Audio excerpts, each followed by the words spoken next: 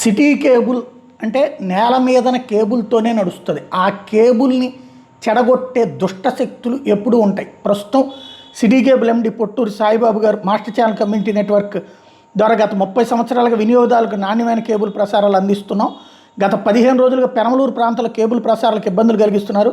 కొన్ని శక్తులు కావాలనే కుట్రపూరితంగా లక్షలాది రూపాయలు విలువ చేసే కేబుల్ వైర్లను కత్తిరించి ప్రసారాలకు ఆటంకం కలిగిస్తున్నారు.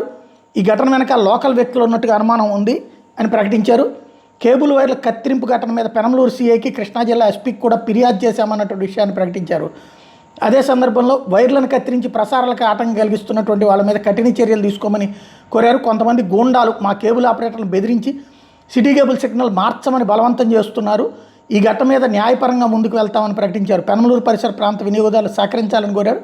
సాధ్యమైన త్వరలో ప్రసారాలను నిరంతరాయం అందిస్తామని ప్రకటించారు. దానివల్ల ఆ ఏరియాలో సిగ్నల్స్ పోయినతో ఇబ్బంది పడుతున్నటువంటి నేపథ్యంలో ఈ విషయం చెప్పారు. గత 30 సంవత్సరాలుగా మాస్టర్ ఛానల్ న్యాయబద్ధమైన వ్యాపారం చేస్తుంది. సిటీ కేబుల్ నెట్వర్క్ మీద కావాలని కొంతమంది వ్యక్తులు కుట్రలు చేస్తున్నారు.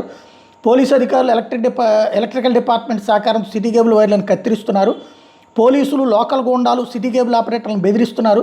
కేబుల్ వైర్లు కత్తిరింపు ఘటన మీద పెనమలూరు పోలీస్ స్టేషన్లో ఆధారాలతో సహా ఫిర్యాదు చేసామని చెప్పేసి హైకోర్టు లాయర్ పాలేటి మహేష్ ఎవరైతే లీగల్ అడ్వైజర్ కూడా సిటీ కేబుల్కి ఆయన ప్రకటించారు. ప్రజాస్వామ్య ప్రభుత్వంలో ఇట్లాంటివి సరికాదు. చట్టబద్ధంగా వ్యాపారం చేసుకుంటే ప్రభుత్వ అధికారులు గూండాలకు సపోర్ట్ చేయడం సరికాదు. వాళ్ళ మీద కఠిన చర్యలు తీసుకునే వరకు లీగల్గా పోరాడతాం. అధికారులు పోలీసులు మాఫియాల అడుగులకి మడుగులొత్తడం సరికాదు అన్నటువంటి విషయాన్ని ప్రకటించారు. తమ ఫిర్యాదు మీద పెనమలూరు ఇన్స్పెక్టర్ పట్టనట్టుగా వ్యవహరిస్తున్నారన్నటువంటి విషయాన్ని చెప్పారు. ఈ ఘటన మీద హైకోర్టులో కూడా రిట్ పిటిషన్ వేశామని ప్రకటించారు.